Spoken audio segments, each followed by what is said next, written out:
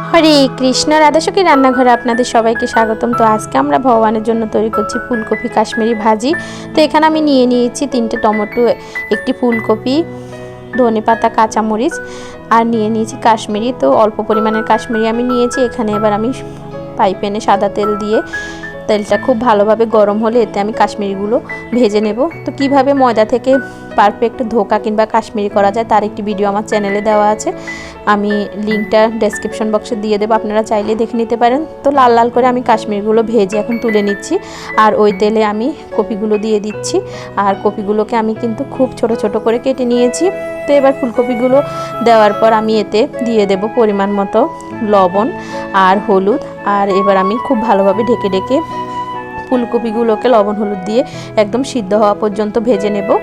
তো আমার ভিডিওগুলো যদি আপনাদের ভালো লাগে অবশ্যই আমার চ্যানেলটি সাবস্ক্রাইব করবেন, লাইক দিবেন, শেয়ার করে দিবেন। তো ঢেকে ঢেকে কিছুক্ষণ পর পর ঢাকনা উঠিয়ে আমি নেড়ে ছেড়ে ফুলকপিগুলো ভেজে নেব যতক্ষণ পর্যন্ত না সিদ্ধ হচ্ছে। তো এখানে আমার ফুলকপিগুলো কিন্তু সিদ্ধ হয়ে গেছে, এই যে আমি চেক করে নিচ্ছি। তো এখন আমি এটি নামিয়ে নেব। তো পাইপেনে আমি আবারও সামান্য একটু তেল দিয়ে এতে আমি দিয়ে দেব 1 চামচ গোটা জিরা আর সাথে দিয়ে দেব চেরা কাঁচামরিচ। তো কাঁচামরিচ দিয়ে এবার আমি দিয়ে দেব সামান্য পরিমাণের হিং। তো সবগুলো একটু ভালোভাবে ভেজে আমি এতে দিয়ে দেব কেটে রাখা সে 3টা টমেটো। আর টমেটোগুলোকে আমি অর্ধ চাঁদের মতো করে কেটে নিয়েছি, এই যে এভাবে।